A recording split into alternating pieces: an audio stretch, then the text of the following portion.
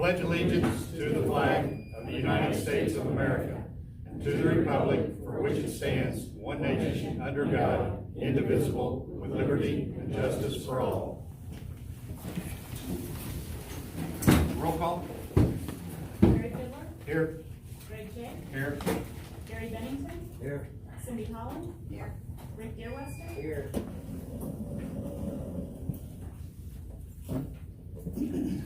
Is there any additions or deletions to the agenda? I have a deletion on the back page on Cameron. She deleted it. She wasn't able to attend today. Sorry, I was gonna suggest the salary ordinance too, if we could remove it.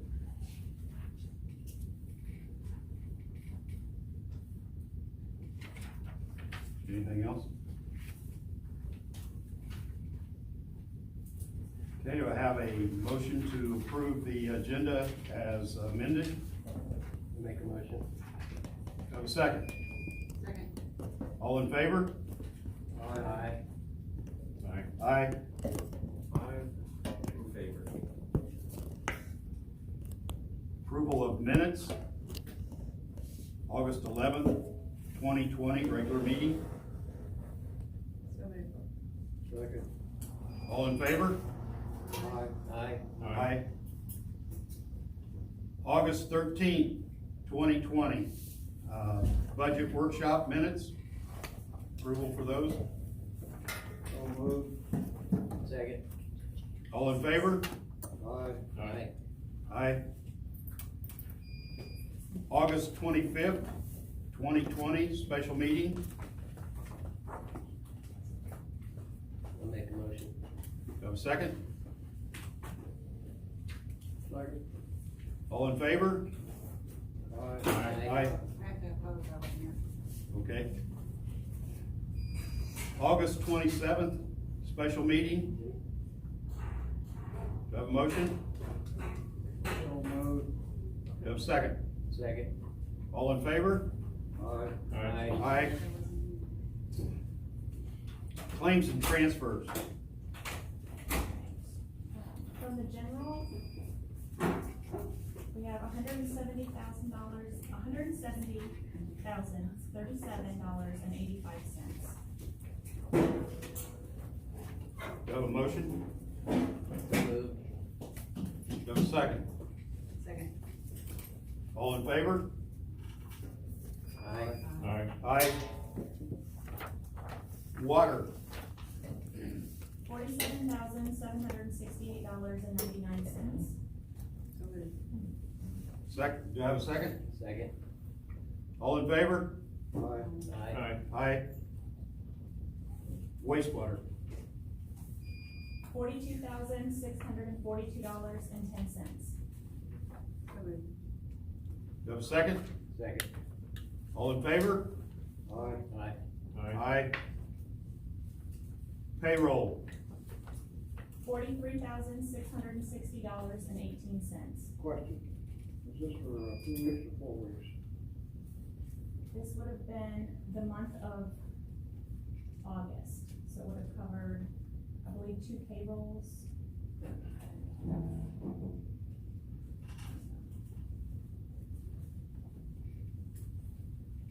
Okay, do I have a motion? I'll move. Do I have a second? Second. All in favor? Aye. Aye. Town Marshal. Good evening, ladies and gentlemen.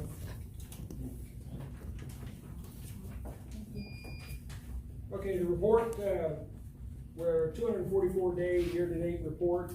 We're at 1,818 calls for service this year. Notable, we've had 606 police services. We've written 134 tickets and 538 warnings so far this year. We've investigated 35 crashes and made 14 drunk driving arrests. We had an extremely busy month when it came to the criminal arrests this month. But we had 28 warrant services. We're up to 54 misdemeanor arrests and 30 felony arrests, 24 of which were drug-related cases. One of the other things I wanted to point out, if you take a look at the reserves, we've got 9 reserves right now who are doing just a magnificent job for the town of Cloverdale. They come here and donate their time. We've got 2 guys, reserves, covering the street right now while I'm in here tonight. We're up to 917 hours of free service to the town of Cloverdale from our reserve crew. So that's pretty commendable. You see, if I could ask on that field intelligence, so what is that exactly? Okay, that is where we pick up intelligence out here, Yeah. everything from drug activities to different information is passed along that then we move along. In some cases, it's stuff that occurs either outside of our jurisdiction and we'll move it to that jurisdiction. But it does lead into something. Or... It may potentially lead into something, Yeah. absolutely. Okay, cool. Our school resource guys are picking up information just through, people, parents and stuff come up, interact, and some of it is kind of benign, but other stuff, and we pass that information along. That's just kind of a dissemination of that. Thank you. If we take a look at the arrests for the month, this month we had 22 individuals. You'll find out when you take a look at the pictures on the back, one of them was arrested twice, 2 separate warrants, one out of one county, one out of another county. But we had quite a few warrants that we served as part of that this month. Once again, taking drugs off the street. The police information, as far as the budget goes, we've got some revised numbers and stuff on there. Right now, we are right on track with our operations funds. We've got 42% of our operation funds used, 58% unused. Repair and maintenance, we've used 51%, 49% unused.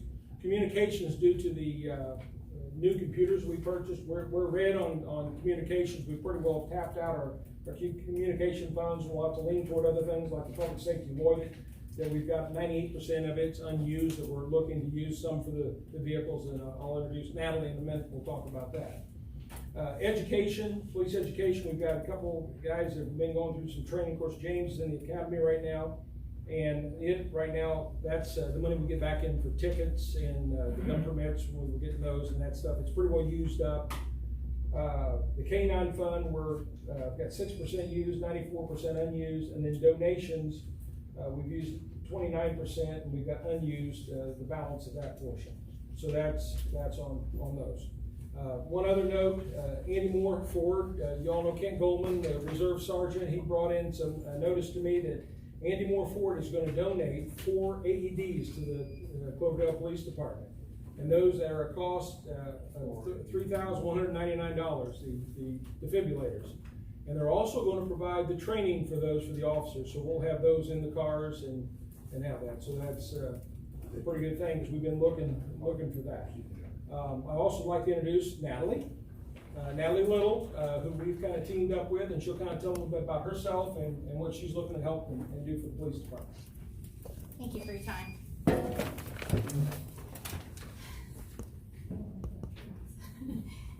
My name is Natalie Little, and I moved to Putnam County 8 years ago. We planted our roots in Bainbridge and are currently looking to relocate into the Cloverdale area. We were drawn to your community. We absolutely love it.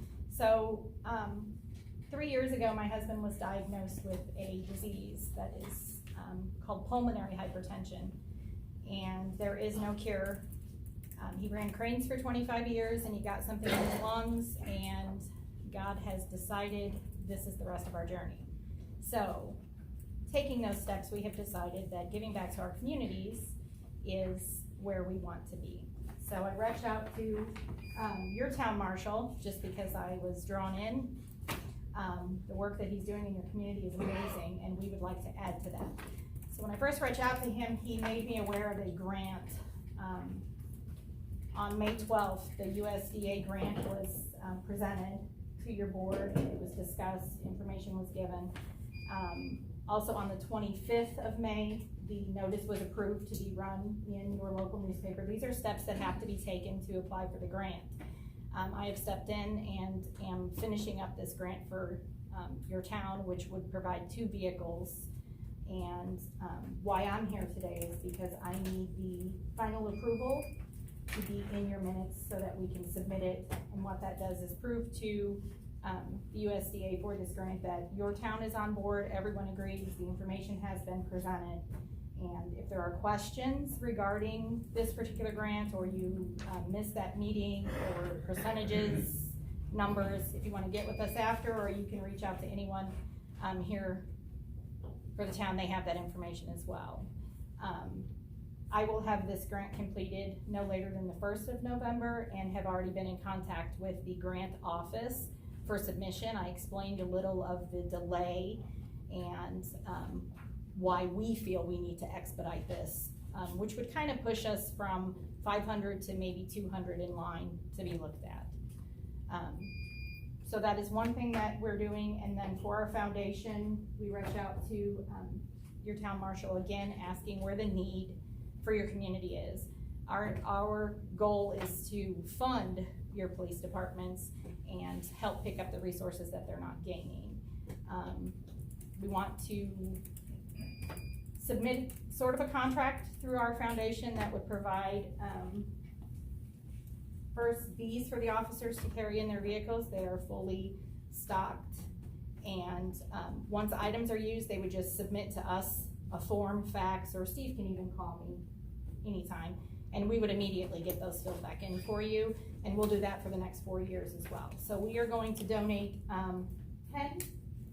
10, and then if the need arises as well for more, we would submit those. So these, along with the AEDs that have been donated, and then we're gonna work with your town as well for other needs, shortcomings that your department needs. We have to take care of our departments. They're taking care of us.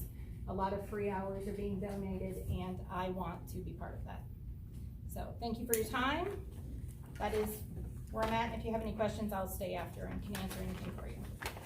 Yeah. Now, this is part of reaching out into the community and stuff, and put on some classes, some of the citizens classes. Natalie went through it, some of the other people, and they like what's going on in Cloverdale.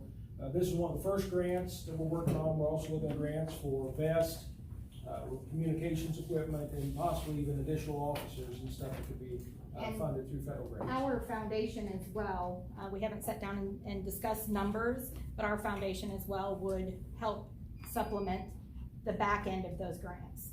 So if you're getting 75%, we would look at the additional 25% for the next at least 3 years, and then revisit it at that time.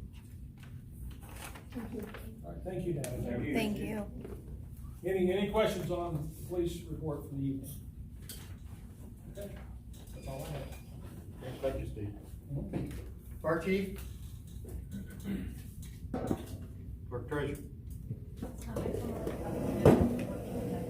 Budget process, and there's gonna be 2 meetings. There will be a public for the budget 2021, and then about 2 weeks, approximately 2 weeks later, there will be an adoption hearing, and we'll be releasing those dates soon, as soon as we get them. Is that all you have? Planning and BZA? We had a meeting for planning today, PCA meeting. Yes, we did, but really it was more of, we were consulting with the Scots who had petitioned the BZA for approval of an in-law suite. So it was really, there was no official action taken by the BZA, so it was more of just a meeting that we would have an opportunity to discuss the plan that the Scots had presented to the Board of Zoning. But yeah, there was no official action. No taken. official, Yeah. the same thing stands for planning Yes. at this point. Yes. We're working on some members, so I've got a few folks lined up who are interested in joining, so stay tuned. Okay, park board? I have been contacted by the park board. The log cabin down there has a leaky roof. And I asked them to go ahead and give us some prices on what it's gonna cost. I believe those are shakes. Yes. And so they said you can see daylight through some of them.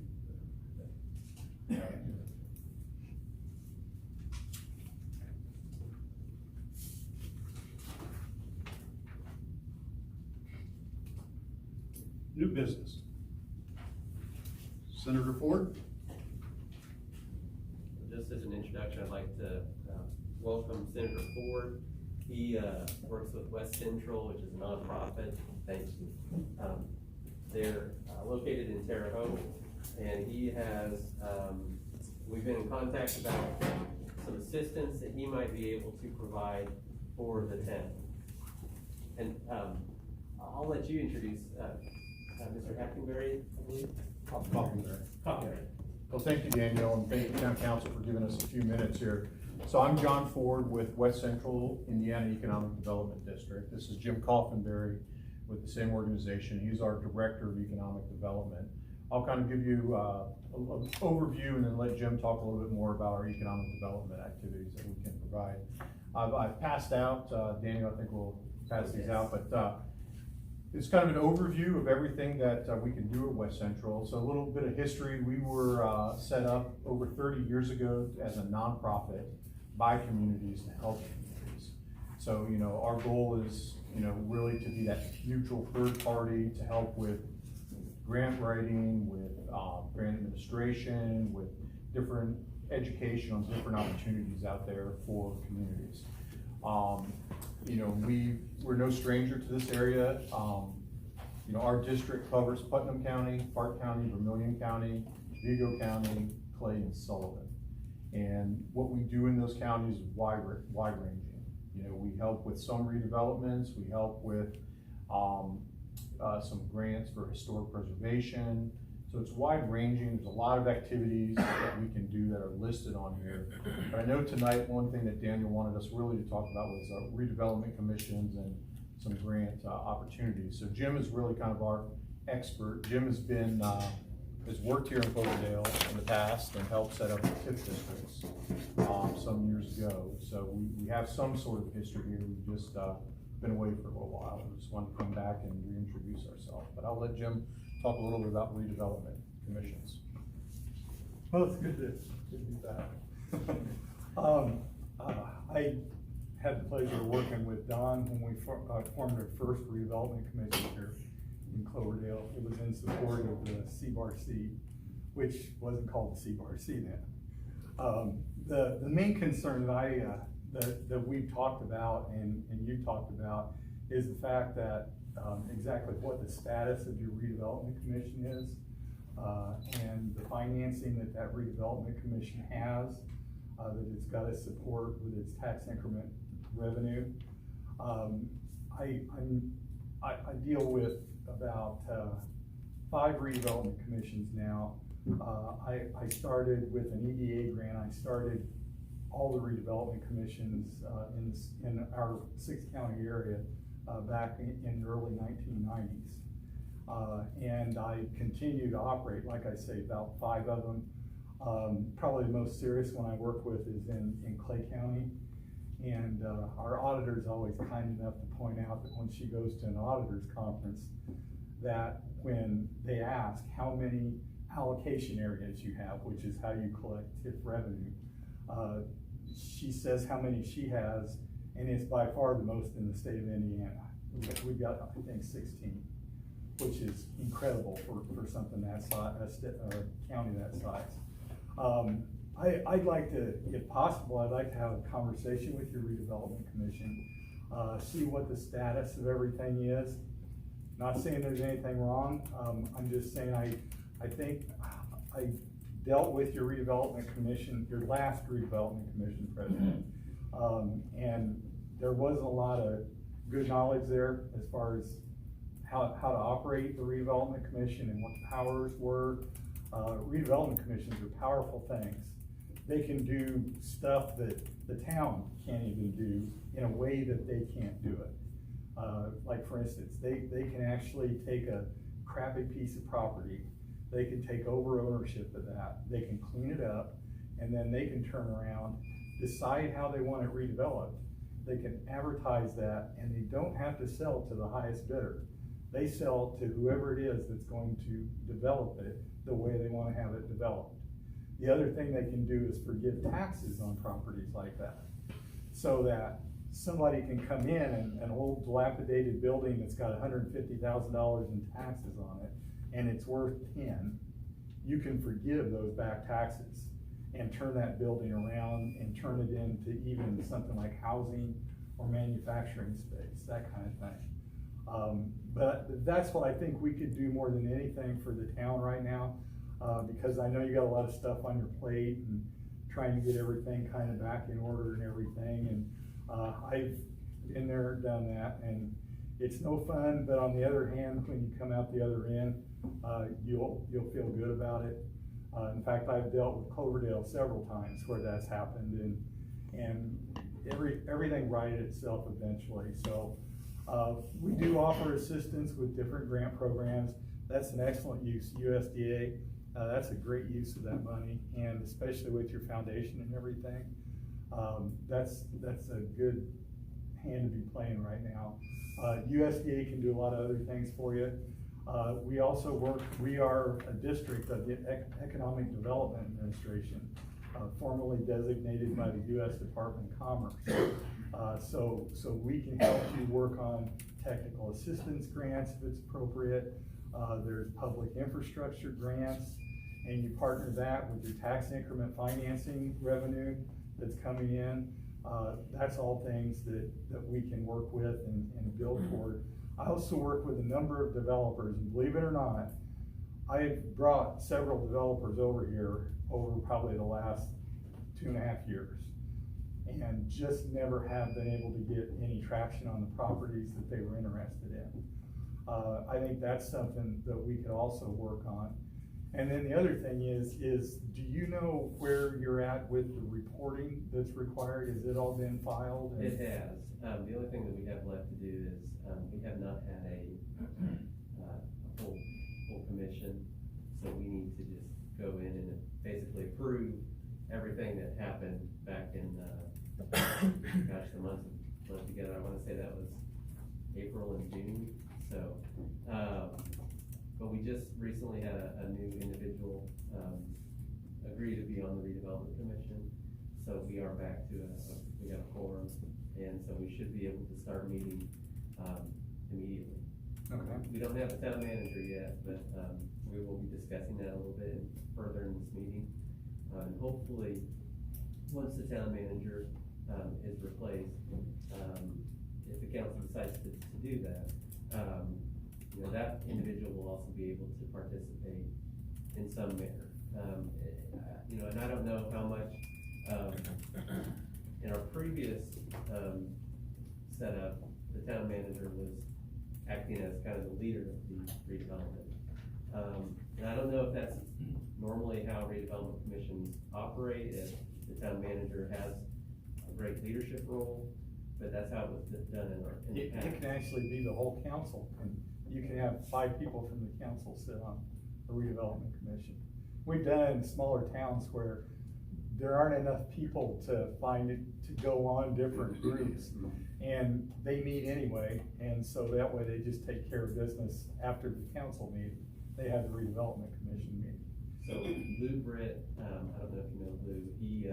Yeah, Lou and I work together on all the redevelopment commissions. Well, he has, he was previously the attorney who was working specifically with redevelopment, so, I know he's been kind of wondering what the status of redevelopment is, and I've informed him that, up until just a few weeks ago, we hadn't really had anyone showing interest in participating, but, we do have some folks, who have expressed interest, so I'm hopeful that, we can get that going again and hopefully get it operating at full capacity, so. Well, Lou told me to let you know that if the town would like to talk to him about being the redevelopment commission attorney, that he'd be more than happy to do that.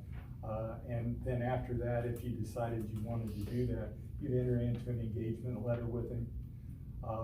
But Lou and I've worked together. We work together on your initial one that goes out to the CBRC, and then the big one that comes all the way down 231 into town. So we're intimately familiar with those projects, but I don't know the revenues. That's one of the first things that everybody on the redevelopment commission should be concerned with, is to look at how much revenue you got and how you're gonna, and especially your bond and that kind of thing with the CBRC. All of that is something they need to kind of take a look and become familiar with pretty quickly. I will say that the members that we do have on the commission, are excellent. I think they've got a lot of leadership experience, and I think that, the team that we have now, hopefully we can get more folks to participate, but I think even the team that we have now will definitely, do a great job, so. Well, I'd be happy to help out any way I can. I've got 35 years doing this, so, yes. Well, I would like to say that without Jim Coffinberry, the town of Cloverdale would not have the CBRC arena and would not have a tip tax district at all.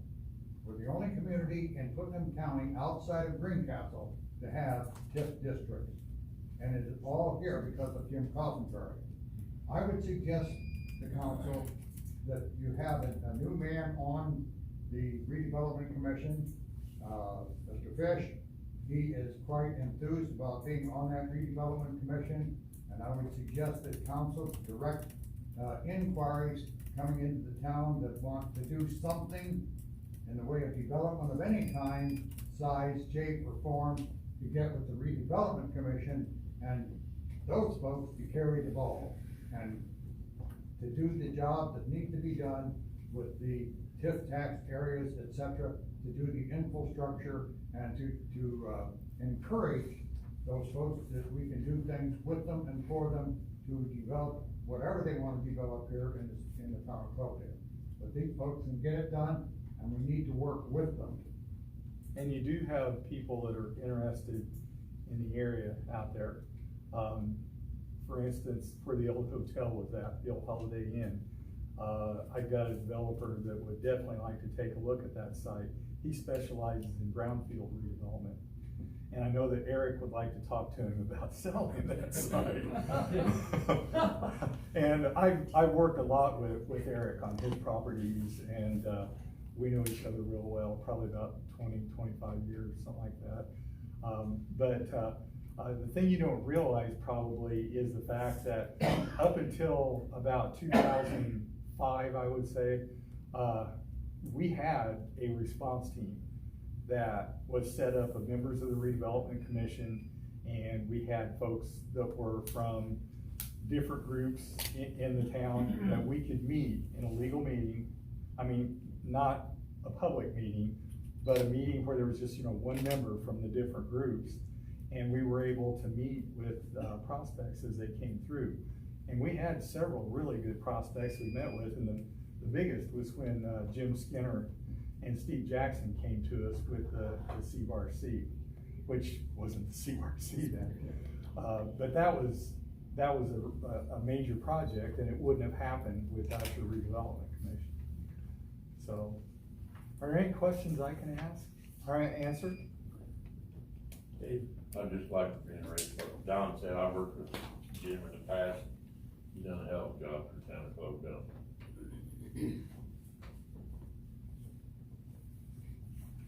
Council?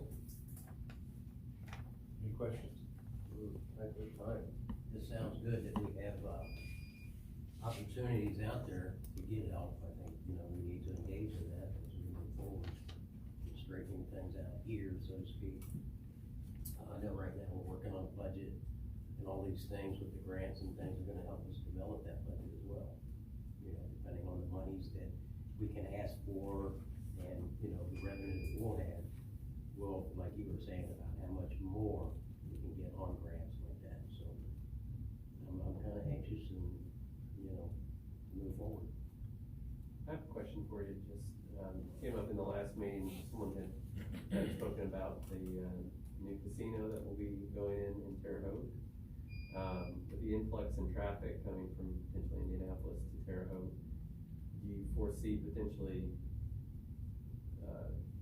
there might be some options for bringing in some new developments in terms of maybe hotels, restaurants here at Cloverdale as kind of there's really not much at the Brazil episode.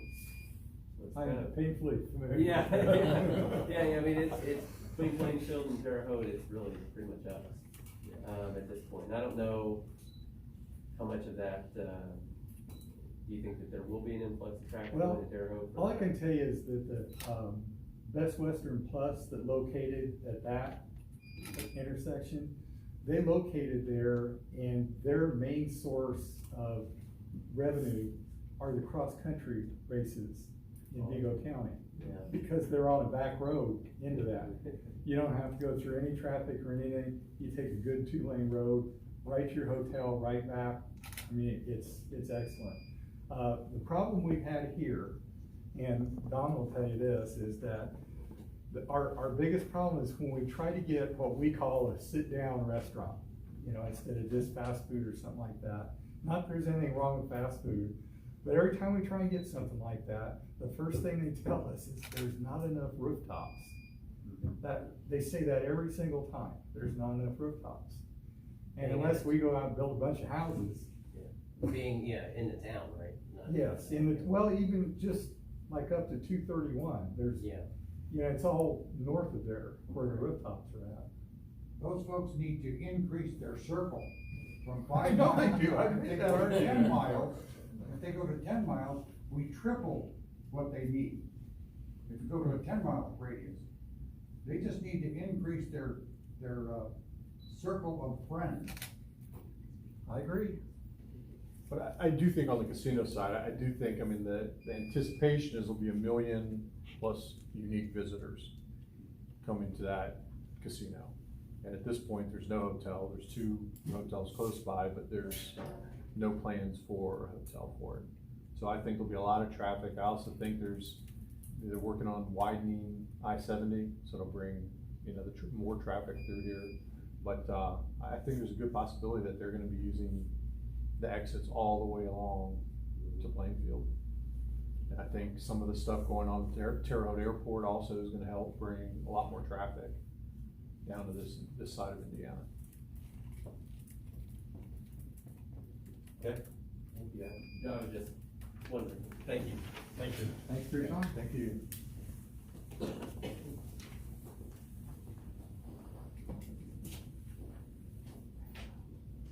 Raymond Akers.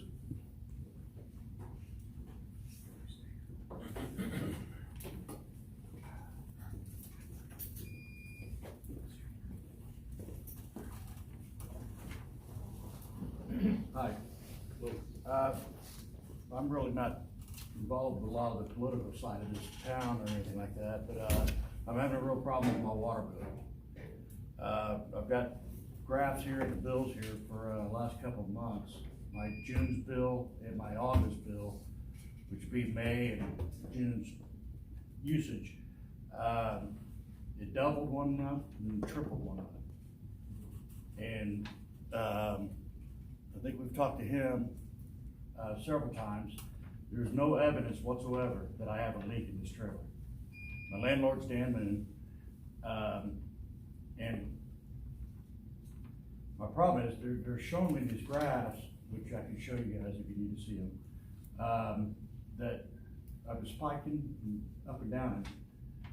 But if it was a leak in the trailer, which I'm gonna investigate, I even took their suggestion. I put a dye in the toilet tank, let it, nothing. I had no leaks. I got 2 sinks, a toilet, and a tub in this trailer. The only 2 of us living there. There's no evidence whatsoever. There's no water standing in my yard or underneath the trailer. I went underneath it and looked everywhere. There's no leaks. There's no air. You can't hear nothing. I took their suggestion of my outside spigot. They said sometimes kids like to come by and throw on your spigot and leave it running. I even removed my spigot. And at this point, when my June's usage of this August bill came in, it tripled. And there's no evidence whatsoever that I use that kind of water. It just never came into, there's no way. There's no evidence anywhere around my trailer. They're saying their meter's not leaking. It's not on their meter. But there's no evidence whatsoever that I use that kind of water, and I know I didn't. I don't even wash my car in the house. And I just need some help. I can't afford this kind of a bill. And so I was just, with Dan Moon's help, he's asked me to come in here and talk to you guys about it. If there's anything you guys can do to help me adjust this bill, because there's just, I didn't use this kind of water, not for 4 weeks. I paid the first double bill, I went in and paid it, then this one came in, it tripled my normal usage. And I just like, something's wrong. Now, I do know that at one time around the corner, I live on Cool Evening Court, 394 Cool Evening Court, and Cool Evening had a big major do-over right on our corner. They came in and rechanged the manholes, they put in new lines and all that kind of stuff, which I'm sure you all might be aware of, but, and I don't know if that had anything to do with it or not, but it's just about the same period of time. I don't use my hose.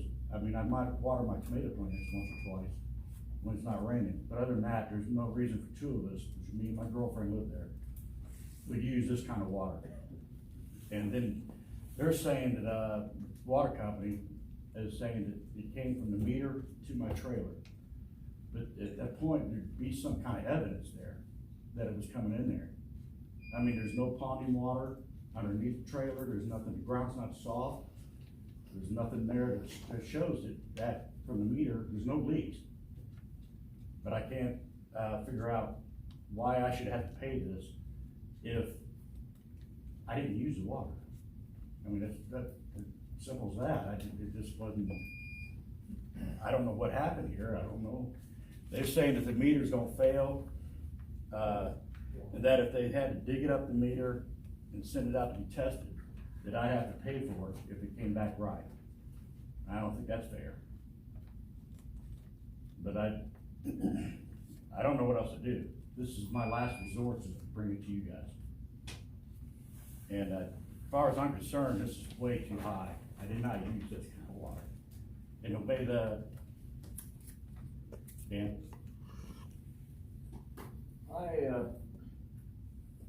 I know there's no children or nothing there except him and his honey, okay?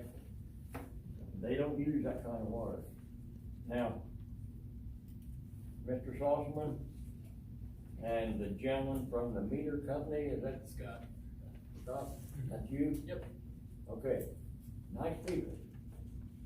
And they both said they had no idea what happened. They can't explain it, they can't this or that. But he said that these meters are perfect, they're good. But I can't help but think, since it happened and then it straightened itself out like that, something had to happen with that meter somewhere, somehow. And my main thoughts are, these meters are made by humans, men and women, okay?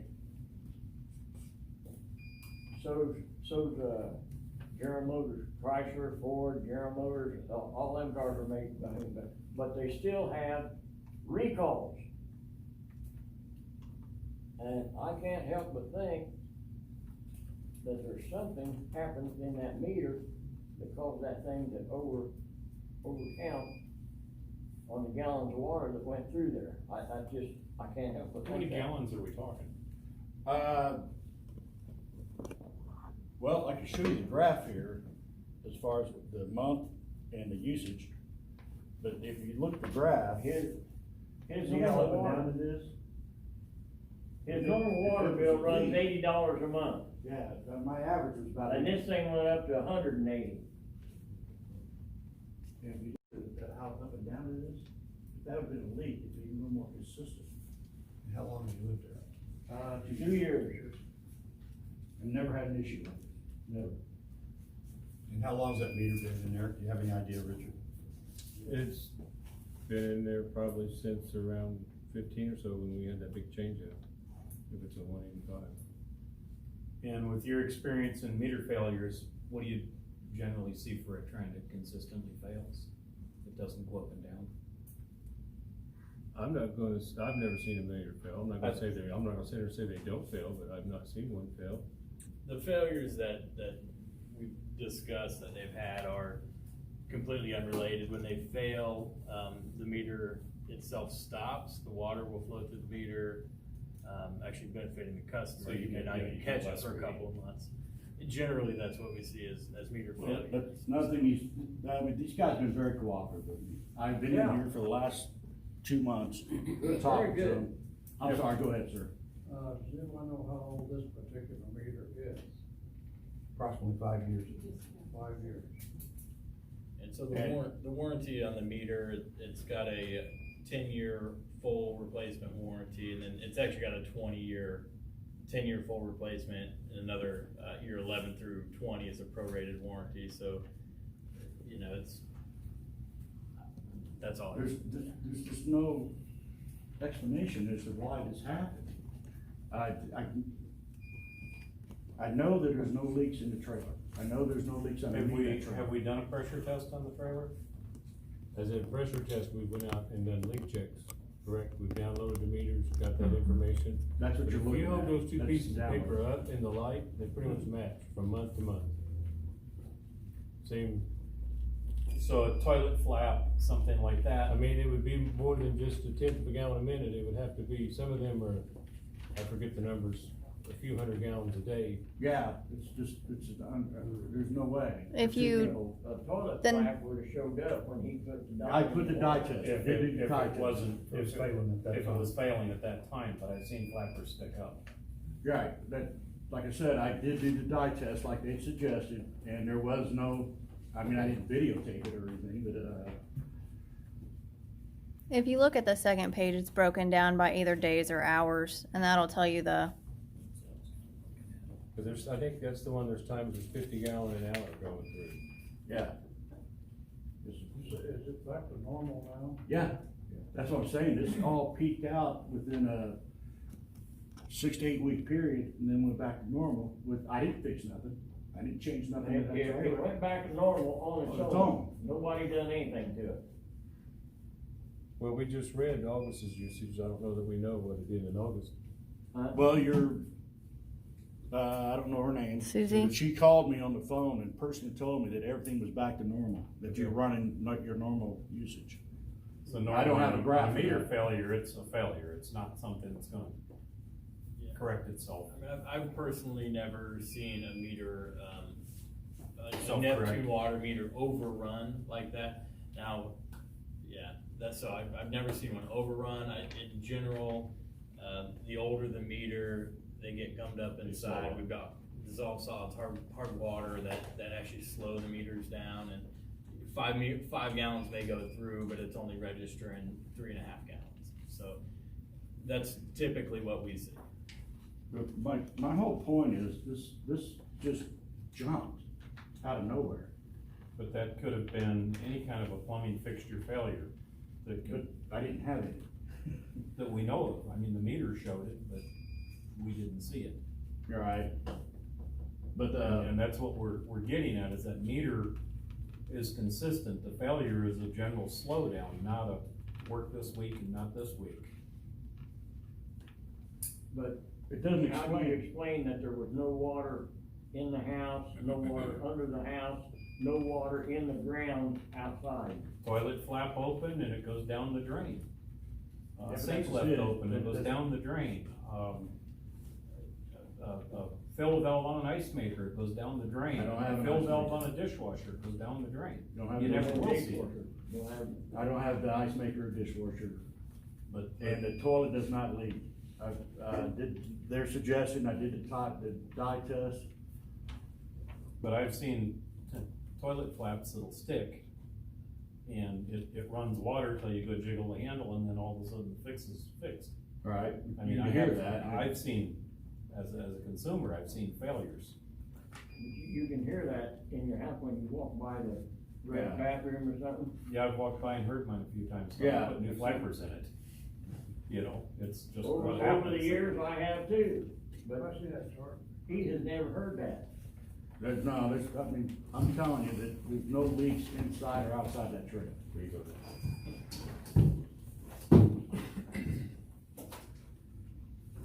This bill, I've held off paying it because we had to wait this long to come to this meeting. If it was something that was on me, You have a washer and dryer, yeah, is your water fill valve on your washer not failing?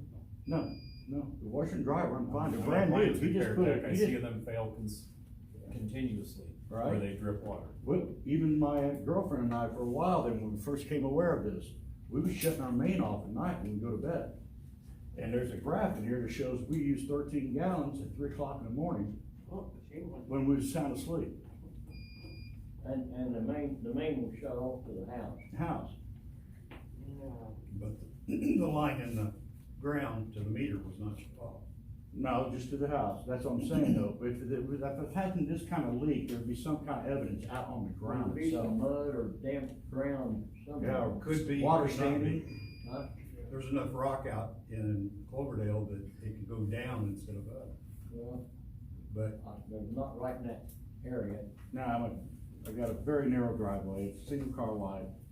The meter's just, I think, just to the right of the the mailbox. So if there was some kind of leak there, there would be some kind of evidence. In the ground, underneath the trailer, I went underneath the trailer with a flashlight and looked at every water line under there. I'd have my girlfriend shut the line off, wait a few minutes, turn it back on, see if pressure would do something. Nothing. There's no, his trailer's tight. It's a good shaped trailer. I don't have a problem paying this if this was on me. I just don't feel like it was all on me. My problem is, I work at a diner. I work at Lou's Diner, and my girlfriend's on Social Security. This kind of bill I just can't afford at one time. If it has to be, if nothing else, if they could divide this up and I pay a little bit on it, you know what I mean, just a little bit each month until I catch it up. Add it to my next bill or something, just a little bit at a time. I'd be okay with that. If it's coming back to normal, we haven't received, well, today's not the 10th yet, but, we haven't received our August bill, our September bill for August.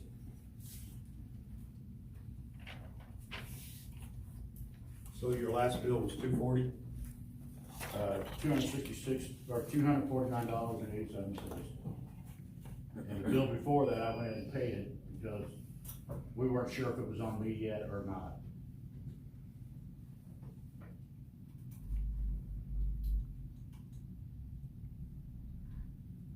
Charlie, you're the only one to show the leak.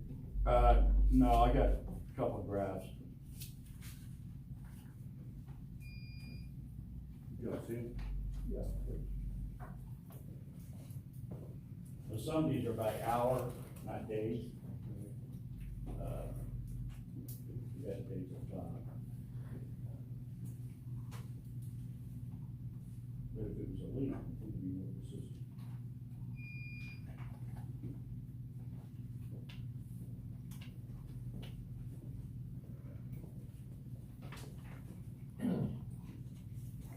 The big thing I can't understand is how this happened all of a sudden, and then it shut itself off.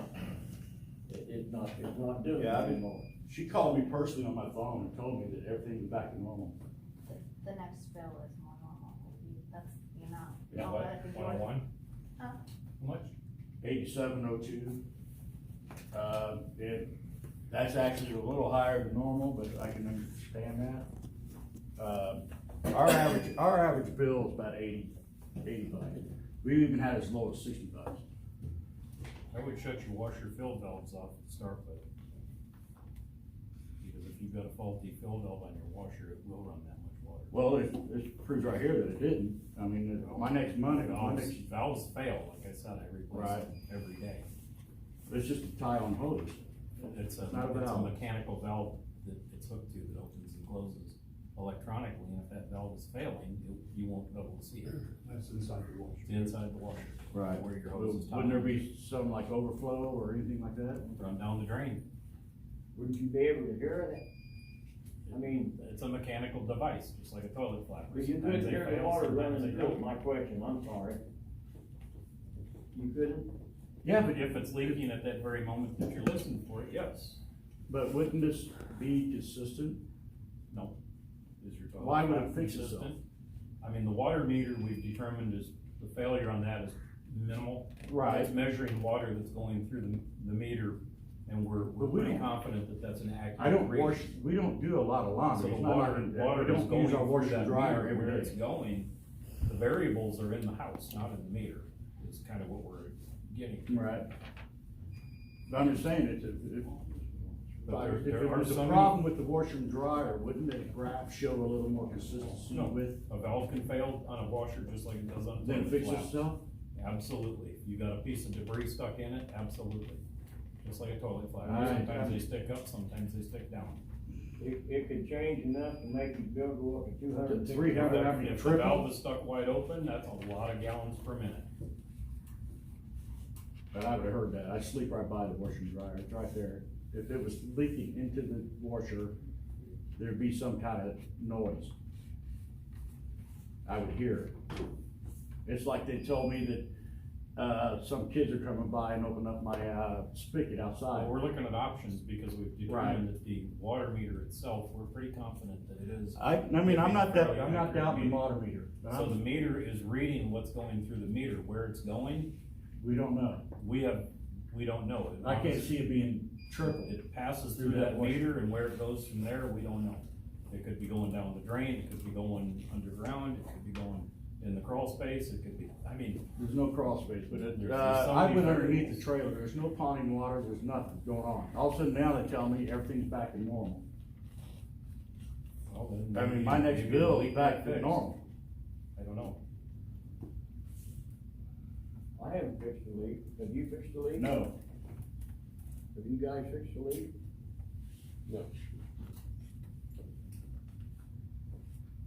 there's just no rhyme or reason why this happened. But triple me and not be notified that something's wrong. You guys are using a lot more water than what you're supposed to. I got no notice. The only reason why I even knew there was a problem is because of my, bill before this one was double. And I brought it to their attention, and, they was giving me advice, do the dye test, do the check your stuff, take your outside spigot off. I did all that. If there's, Then my next month's bill came in, and it's triple. if there's high usage, we do leak checks. If it comes back at a zero rate, especially now with the summer, some people have pools or Well, that's water or another thing. whatever, so that's, They asked me if one of my neighbors had a pool or something, because they Cool. used none of my neighbors have a pool. None of them have gardens. So nobody's stealing my water. I firmly believe that nobody's stealing my water. There's just no rhyme or reason for all this to have gone down and all of a sudden fix itself. And, I understand you're questioning the washer, but I think I would hear I it. only question it because I see it. Well, yeah, okay. Well, I mean, that's cool. but And, it's- and it's one of the variables of the toilet flapper or a washer, and you don't have a dishwasher, but anything that has water running to it with any kind of a valve, it could be Well, a failure. well, then, And it if did I fail, shut the and main now it's off, not failing. if I shut the main off every night, wouldn't that stop that? Yeah. And then It's on the gonna stop graph, it for the I time don't you know shut who's the got it valve. right now, It's but, gonna time for the shut your meter off, but as soon as you meter on, and it's still leaking, it's gonna leak. right, but I'm just saying, they're showing on the graph that there's times at 3 o'clock in the morning, I'm using 18 gallons. We're both asleep. How am I using 18 gallons of water with the main shut off? okay, so are we adjusting the bill, are we? That's what I'm trying to, what I'm wanting to do is reduce, I don't think that this is a fair bill. That's my main point. Because it's not on me, it's not on the trailer, it's not on Dan. I don't know why it shot this way. Well, I know my house had a water leak in it when I moved in, and it was actually, my valve inside didn't seat completely, so I couldn't shut my water off in my house. It continued to spray into the house even though my valve was shut off. The city had to come out and shut the main off so that the valve under the house could get fixed. Right. So, you know, your valve inside that you're shutting off may not be shutting off. All it is. It is. You can't flush the commode, you can't. Yeah, no yeah, water. and I mean, I shut the main off, I go around and turn all the faucets on to make sure there's nothing dripping and nothing like that. You can't Well, even mine get was air. actually leaking under the house where it connected to the main. Right at So- the ground level, probably, where you don't Exactly. notice Was it. there I was water on underneath the the trailer, ground? I went underneath there, I Hmm? made her Was shut there it all water on the off. ground? It was a very fine mist that was just spraying in my crawl space. Yeah, but the ground was damp. Yeah, I noticed it when I kneeled in it. If I hadn't kneeled in it, I wouldn't have found it. Okay, but he's been I crawling under there. crawled under. I had her shut it off. But what I'm saying is that may not be his leak. His leak may be one of the other valves, and even though he's shutting his main Okay. inlet off, it's still running through that to a certain degree.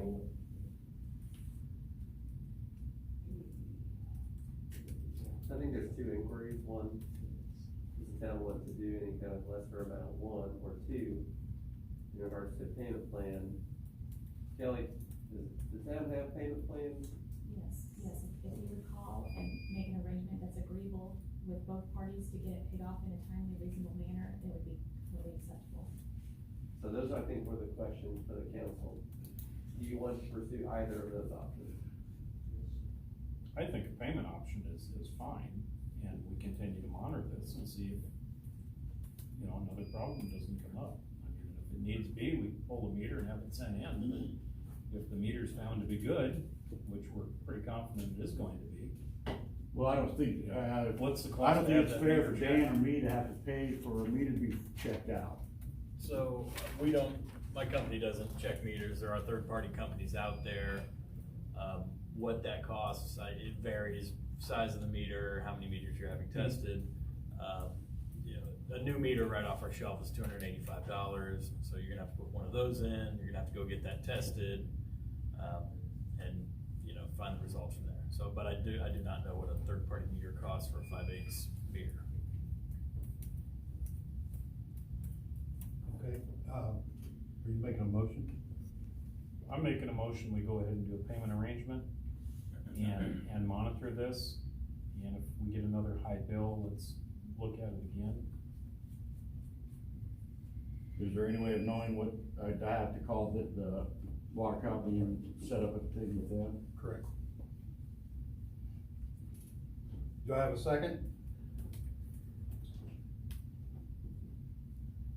I will second it. All in favor? Aye. Aye.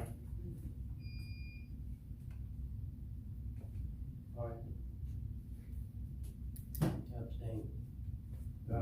You have to vote yes or no. Nay. Okay. Thank you. Not sure. Doug, he can stay any time he wants to. No, not when he's present for a vote. If he was not here and we discussed this, then he can abstain at the next meeting because he wasn't here to hear the conversation. That is the only time you can abstain from a vote, unless there's a conflict. Thank you, sir. I'm sorry that we can't do any more for you. Well, I appreciate your time.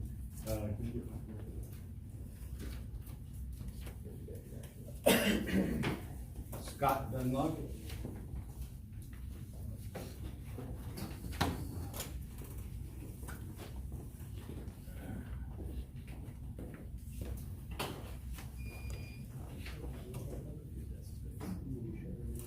So I'm Scott with Utility Supply Company.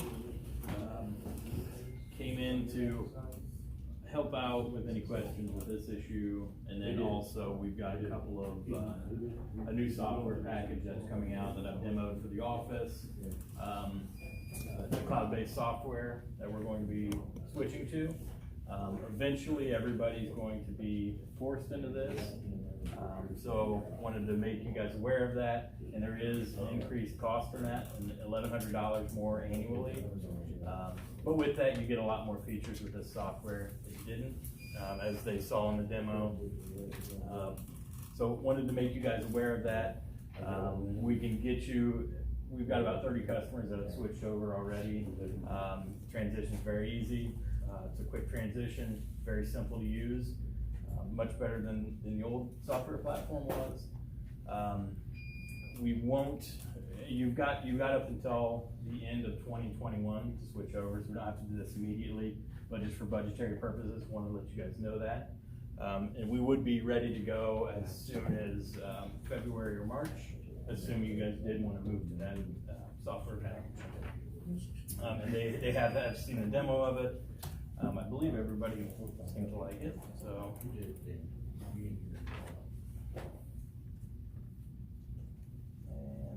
other proposal was, which I believe Richard had gotten a quote, and my computer's not working right now for some reason, so I'm gonna pull it right up on here.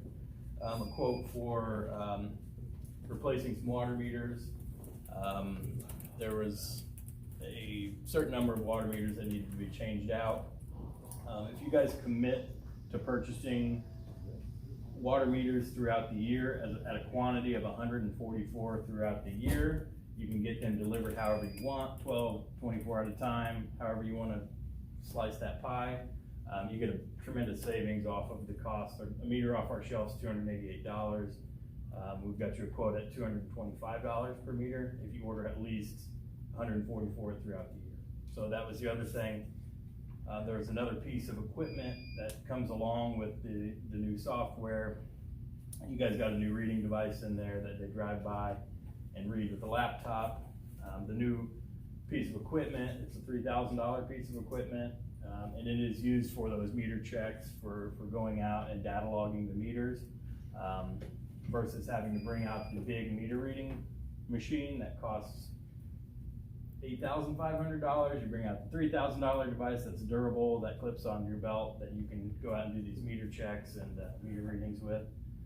And it can also be used, once you guys do switch over to the new software, as an actual meter reading device. So you can take your regular meter reading device out, and then you can send somebody out to go run the outskirts of town with the other meter reading device, and kind of give you guys a little bit more efficiency at the process. So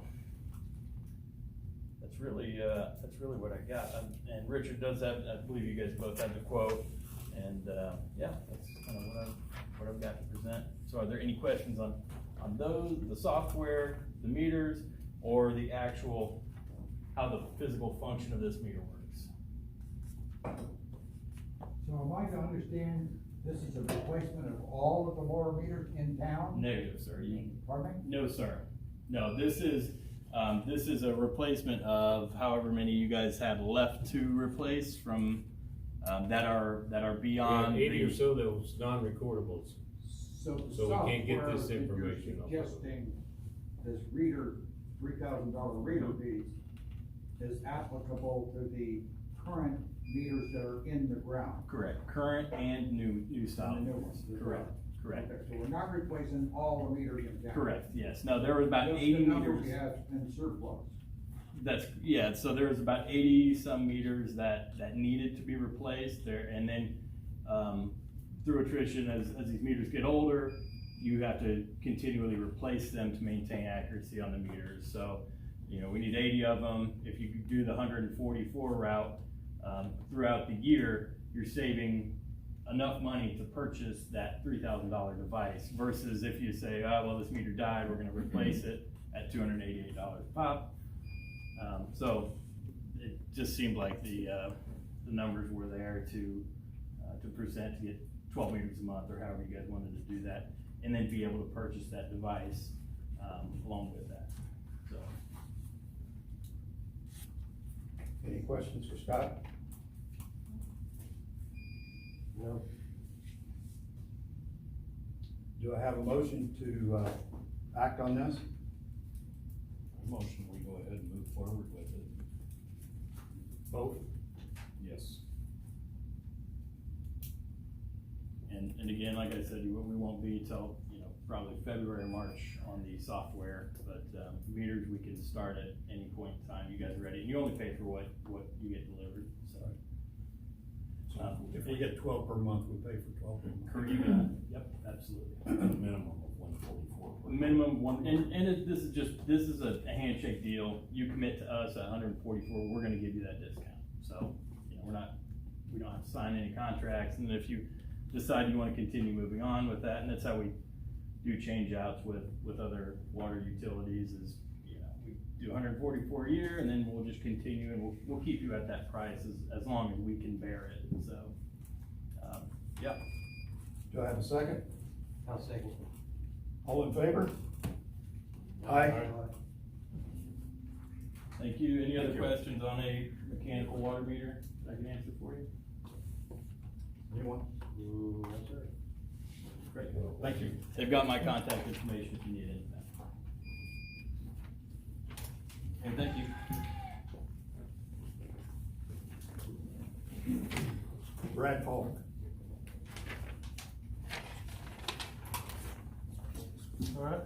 everyone. I'm Brad Polk. I'm head of our sewer and street department. I've just got a couple of things here to touch base with. Down there at the sewer plant, we're trying to work on a new dumpster contract. We'll have what we call a special waste, kind of a byproduct of the plant that we need to move off the plant. We have a proposed contract right now, going over the fine prints of it though. There's numerous things there says that, it can't accept the certain types of waste. So I say we do not carry on with that dumpster contract. We continue to try to find other sources. I know Richard's been in contact with some people at Greencastle and trying to figure out what they do with their stuff, but it's definitely something we need to move forward before IDEM kind of cracks down on us, so it will be a expense coming up. The other thing, I really wished I would have had some more info. I'm working on some pavement estimates. We have numerous spots throughout the town that, from water digs and stuff that need to be patched, need to be repaired, that are a little bit extensive for our patching machine. And there's been numerous people that's been real patient as far as certain businesses we have in town. I priced a hot box machine just for rental out of Seal Masters in Indy. It's $275 a day, and that's just, a hot patch machine, where, we reclaim asphalt, put it in there and melt it down, put it in. For small jobs like Upper Hicks and Sons, I think it would work, it would hold up, but a larger job as a 1000 or South Street, those larger areas, outside of the truck, I really think that we should continue on with, Wabash Valley or Wallace, which I do have a meeting with, Wabash Valley. They tried to come down before the holiday last week. They didn't make it. They're extremely busy. So I'm kind of just on a touch basis with them, but hopefully within the next week or so, I can give some more info on that. But I was just wanting to come and give us a heads up that we are going to have some expenses coming up that, we'd like to take care of before winter and in a timely fashion if we can. And that's really all I have. If anybody has any questions on that though. Can you also get a price from Wallace Brothers? Yes, I can get as many quotes as we need. That's probably the only two that you'd be able to get on patching. Well, there's some other businesses. I know there's one out at Ellisville, Taylor Paving, and I think there's a few of them in different areas. They might charge us a little more, but if you guys want to get, 3 quotes or 4 quotes, I can surely, work into that and at least entertain, some people coming in and trying to do business with us. It'd be nice to have 3 quotes. All right. You need that by the next meeting, Larry, or what? Yes, we really do need that by next meeting, if at all possible, or sooner. Alrighty, I'll work on that as best I can. The one from Wabash, he's supposed to talk to me again this week. He's still trying to work me in a schedule. He's extremely busy, but I'll reach out to the other ones as well and get quotes on them. And then hopefully the dumpster, I can have a better knowledge on that, come that time. And there's a few other things that we kind of pushed off of this agenda because we didn't have quite all of our nuts in the basket yet. So hopefully next meeting I'll have a little more for you. Okay. All right. Thank you. Welcome. Town website. I just wanted to let you guys know that I've been in contact with some developers, website developers. And I found this gentleman, actually it's kind of by accident, but I'm glad I found him. He actually lives in Ohio, but he does work across the Midwest. He's kind of works with smaller governments, smaller businesses. That's kind of what he focuses on. And as you can see, one thing I did like about him is that he's basically, he gives you one cost and that's your cost. He's not gonna, a few months into it, say, well, I'm gonna have some additional costs. So, I don't know, in the past, the town has talked about doing this, kind of revamping the website. We've talked previously about, of course, ADA compliance.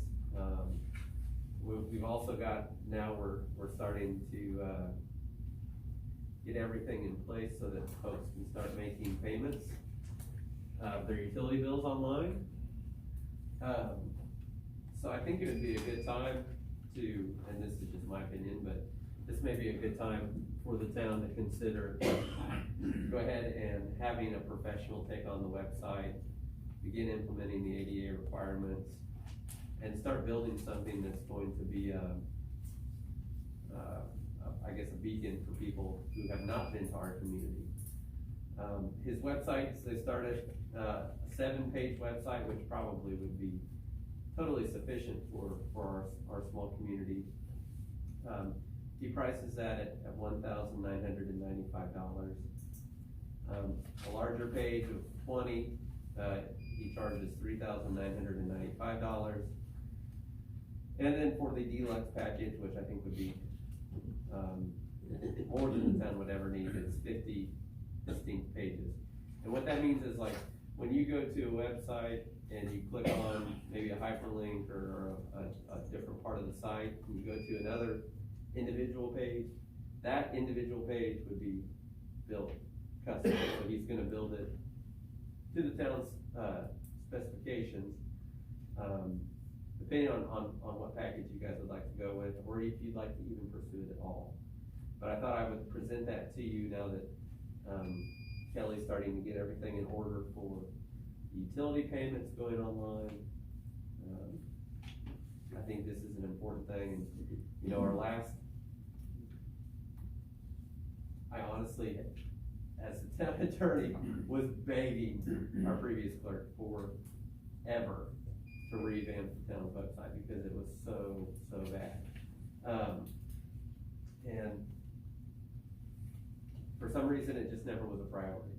And that's okay, but I think as, you know, a younger individual, if I'm looking at a community, or I'm looking to potentially see what I can do on the weekend, I'm gonna Google it, pull up the first thing, and start finding out stuff online. And so I think this is definitely something that I think is just one more piece of the bigger puzzle for this community in terms of presenting our best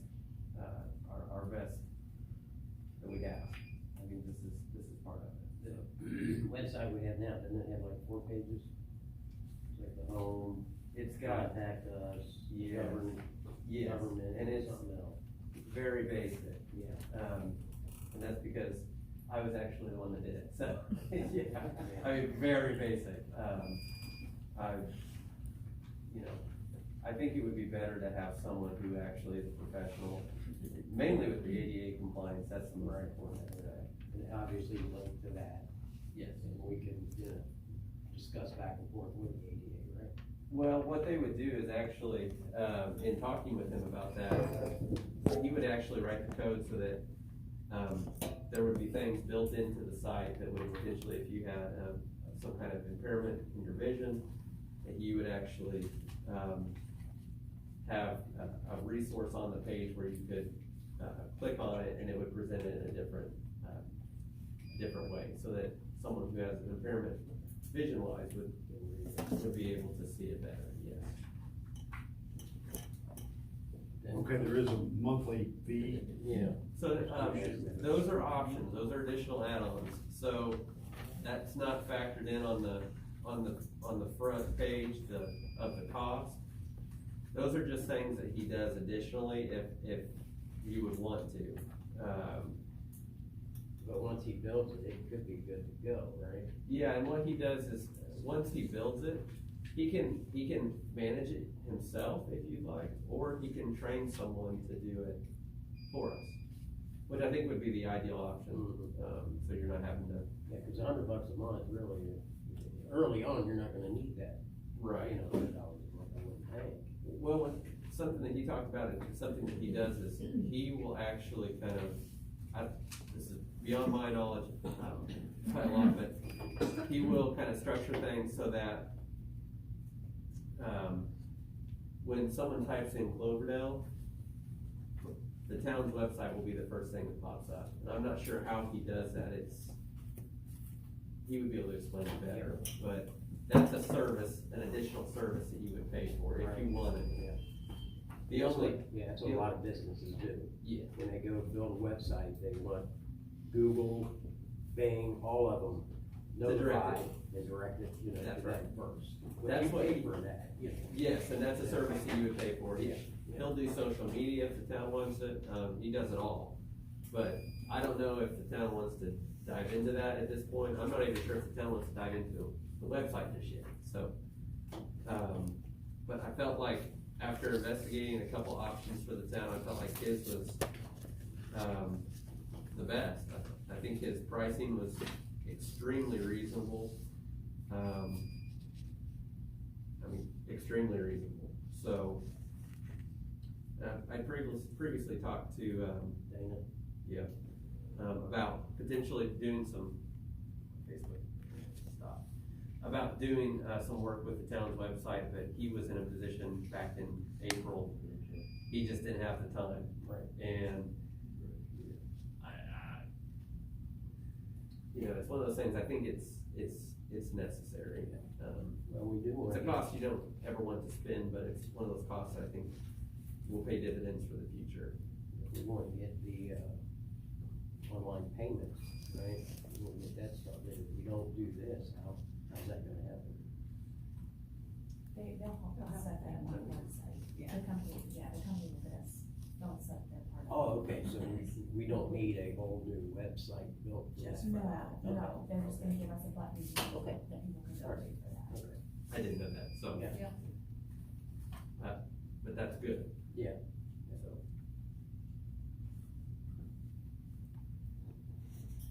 Is that something where you would allow businesses to tag on and help offset some of that cost? well, It'd be for advertisement for I would local think- business, yeah, absolutely. I mean, that's something to think about. well, I think the goal would be to promote all that the town has to offer. Right. And, we've got lots of real estate, so if we could use it as a resource to connect potential, new residents to properties here in our community, new developers, and more importantly, we've got lots of good businesses here in town. And, I think it's one of those things where I don't know if, potentially if businesses would, want to partner in some way with the town, in doing this. I know one that might. So it definitely is, might be a great option. Well, could the chamber look into that, Mark? You know, see how many Chamber is pretty much businesses. defunct, but we have a Well, list that we could potentially utilize to talk to some of those businesses. Yeah, would you mind doing that? Just No, to yeah. see, I mean, you know, if it was beneficial for the town and the businesses, and offset some of that cost. What's the cost per month? Well, no, it would just be $19.95 for the. It's a the bill. one-time fee of $1,995. Yeah. That's for the basic package. The second, package, which is middle road plan, it's $3,995. And then the deluxe is $5,995. What kind of remuneration would you want for maybe a sidebar or, I mean, that would be the first thing I would ask, so I'm assuming other businesses would as well. Yeah. I think it's something we would have to Yeah. look into first. How many businesses, because if we get enough businesses, we may have to expand to the next level up for more agents. I would think it would be something too where it would have to be considered like a donation from businesses as opposed to almost we're partnering with businesses to advertise for businesses. Yeah. I think we could use it as a resource to, highlight everything that the town has to offer. But I would also wanna make sure we were careful not to be too much in marketing certain businesses. Maintaining that, and I know you. No, I agree. What I'm saying though is, Don, obviously, this will be extremely beneficial for him. And so I just think, some businesses would want to participate, but it has to make sense for the business as well. So, like I said, for a sidebar type of thing, that might be something, and again, if you would get back with me and say, for $200 donation, we'll you know, put a star where your business is, or whatever you choose to do. Yeah. That's what I'm thinking, yeah. Like business cards down at the very bottom or something, from help sponsored by. So that's just some options for you. We don't have to take any action tonight, but I just wanted to get that on your radar. Yeah. And I'll hold off until I hear from you guys. I can casually talk to some businesses. Don, do you have a website now? Yes. And we could, you know, could tag on to that and or Want you expand to? from it. Yeah. Yeah. Yeah. Just asking. And you do not My have. help knows more about it than I do. We need to kind of expand it one bill, a better one bill, because we're not ready for e-commerce yet. Yeah. Okay. All right, do we wanna table this for tonight? Yes, sir. Okay. And when would you like to bring it back up? Next month? meeting. Okay. If you'd like to, I can schedule for Eric to be on via telephone, so you can Give go us farther maybe a in demo depth. of the Yeah. site he's done. Yes, most definitely. You say he has worked with small towns, Yes. so he can tell us what we could look at, that he has anything. That might give us ideas about it. Sure. Do they have companies on their On his town? website too, he's got some examples of websites that he's built custom for businesses, and, I think he's got some libraries on there, so, yeah. Okay. CARES Act relief.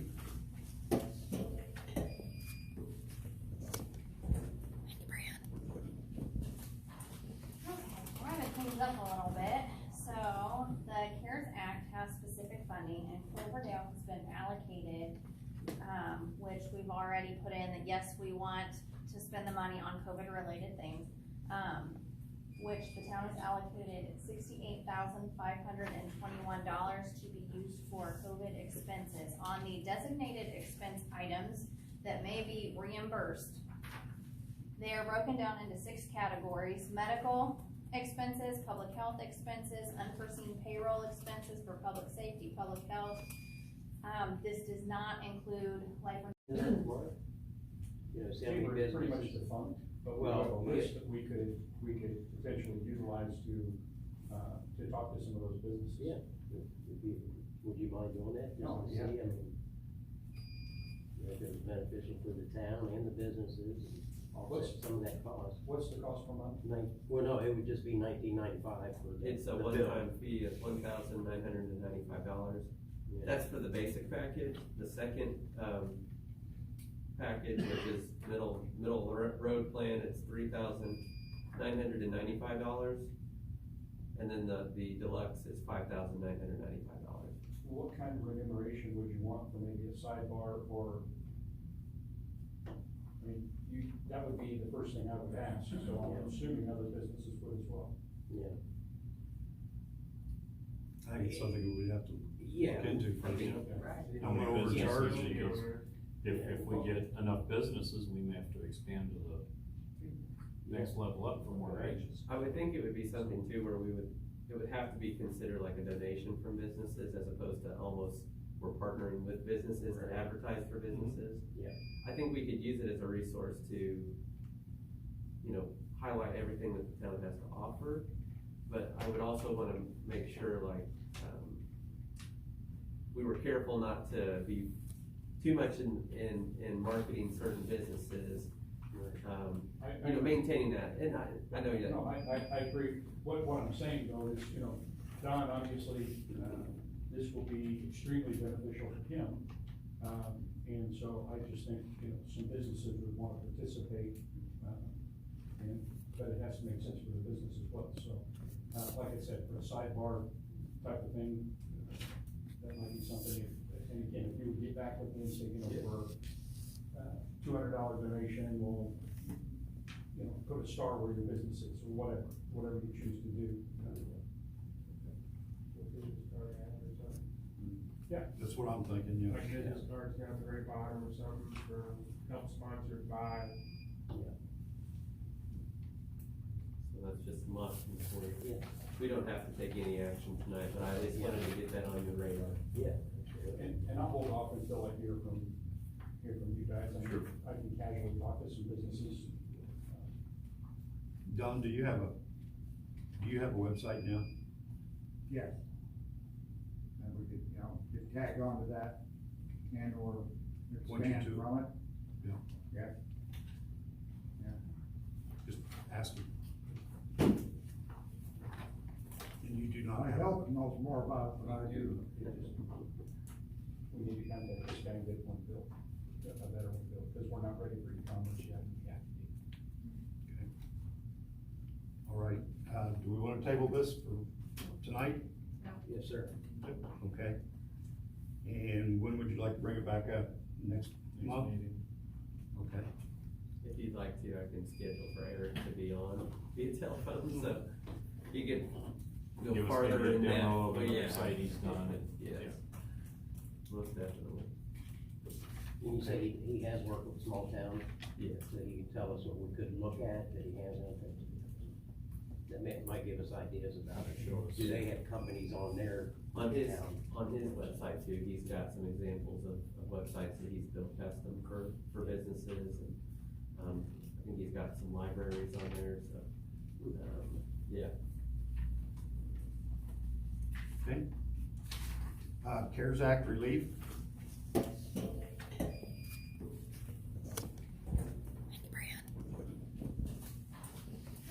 Trying to clean up a little bit. So the CARES Act has specific funding, and Cloverdale has been allocated, which we've already put in that, yes, we want to spend the money on COVID-related things, which the town has allocated $68,521 to be used for COVID expenses on the designated expense items that may be reimbursed. They are broken down into 6 categories: medical expenses, public health expenses, unforeseen payroll expenses for public safety, public health. This does not include, like when Steve got COVID, unfortunately, it doesn't include that because it was budgeted, but it would include if he had officers that had to work overtime to fill it in, it would cover that. There's also expenses for actions to facilitate compliance, expenses associated with provisions of economic support, and then there's any other COVID related. I met with Rick from Greencastle, and he basically tried to explain it of when you're first getting into this, once you get approved, then you, get with the state, which Larry has done. It is for the town council president to sign off on everything. He said basically do what you've already spent, first of all, get those done and processed, and then decide what you wanna spend the rest on. So, to start it off, and unfortunately, I apologize, but for the next couple months, you're gonna see a lot of me because we have to approve each item individually. I only have 10. Okay, the first 2 are for the same thing. It is for it's a disinfectant spray that's used at the parks. We use it at the picnic tables between Arby's and Penguin Point. Again, there are 2, and they're for $70 each.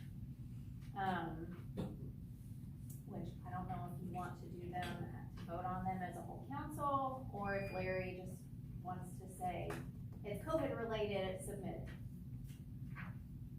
What's the council's thoughts? I think Larry can sign off on I agree. Okay, so the 2 disinfectant sprays, $70 each, totaling $140. Good? Okay, the spray bottles and sprayer to go with that at $12.73. And again, I'm sorry, they have to be done like individually. But what about number 4? Paper towels for wiping down extra doors and such, $7.97. Disinfectant wipes for doorknobs and such, $3.66. Sorry, it's because you can only buy one at Walmart. The extra hand soap, and again, because $1.96, because you can only buy them one at a time. Another hand soap, $5.95. Paper towels, this one was bulk, yay. $38.84.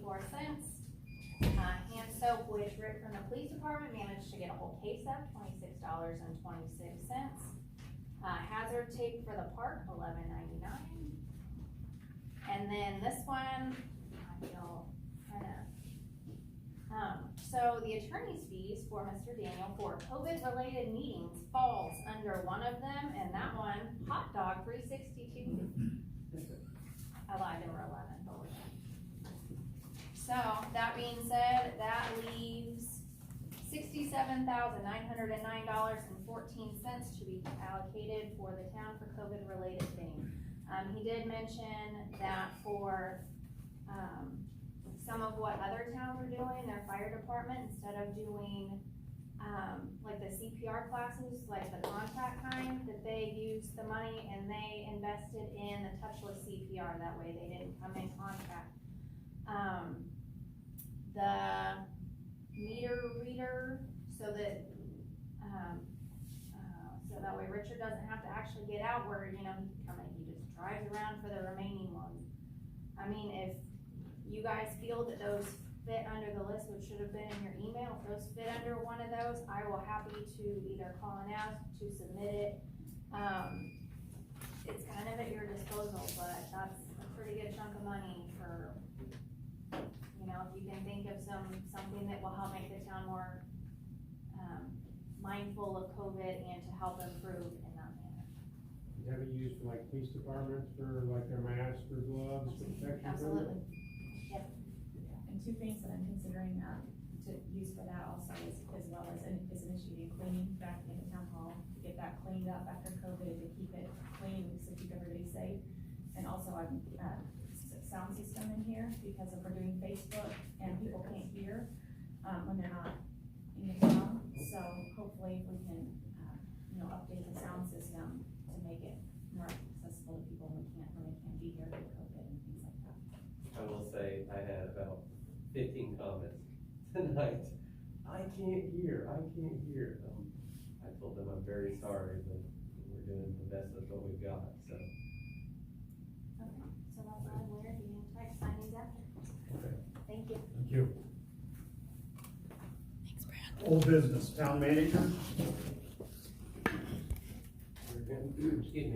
We're gonna talk about the job description on this. Yes. Okay, I was wondering if I could point something out, it may or may not need to be added, but under essential duties and responsibilities, where it states carries out directives and work approved by town council.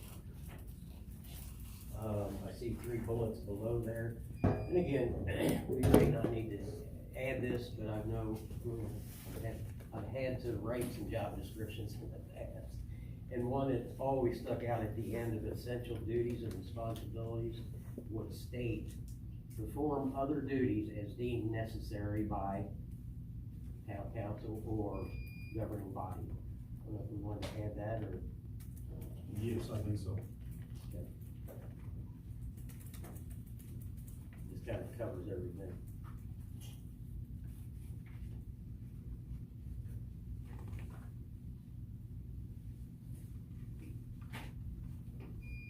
Anyone else?